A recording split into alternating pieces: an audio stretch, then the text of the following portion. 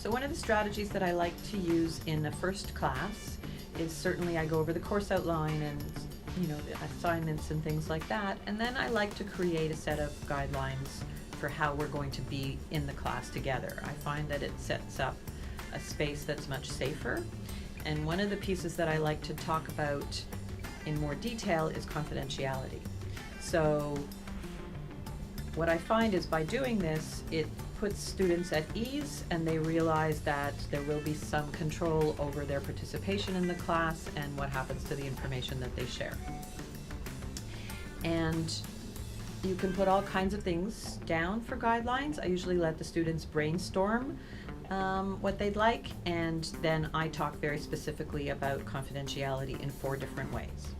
The first way is the typical way you would imagine, that we as a group will commit to not share anything that personal about someone in the class outside of the group. It's okay to share something that you're learning, it's okay to share theory, but not anything personally attached to somebody in the group with somebody outside of the group. But what I also like to do is have people think about not sharing anything that was shared with them, for example, in a pair. So let's say you and I were paired up, we were asked a question, we shared some information together.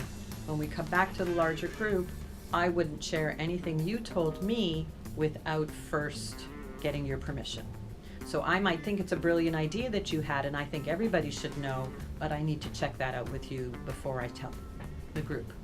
The third way that we talk about confidentiality is to make sure that if I want to refer to something that you may have shared in the larger group, in that moment when you shared it, you made a decision about that it was okay for you to share it at that moment. It doesn't mean you now want me to refer to it or anyone else in the class to refer to it out of the context of your original comment.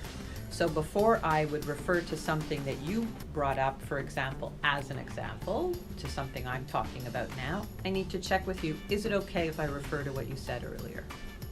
And then the fourth way is to ensure that students aren't talking about other students in the class and essentially not gossiping. So for example, let's say,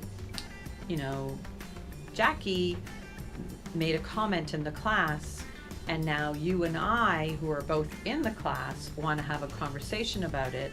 We need to check what the purpose of that conversation is. Are we having that conversation because we're concerned about Jackie and we're trying to figure out how to give her a hand, or we have feelings of our own and we're trying to process our feelings about what she said, or is it gossip? Are we just talking because, look what she said? And so we do that. So I talk about that, and then I let the students suggest other ways of other things they want on the guidelines. Sometimes they don't want students to use their phones, or I don't want students to use their phones. We want us to clean up after ourselves, come to class on time, those kinds of things, not make judgments about each other. So we create the list, and then I get a show of hands of everybody in the group to make a commitment to it. And when they raise their hand, I ask them to actually look at each other and make eye contact because they're committing to each other. Of course, there's still never any guarantee about what people will share or not share, or that they will follow the guidelines, but I find it's a good way for the class to start and for them to get that at least somebody's thinking about how this is going to go.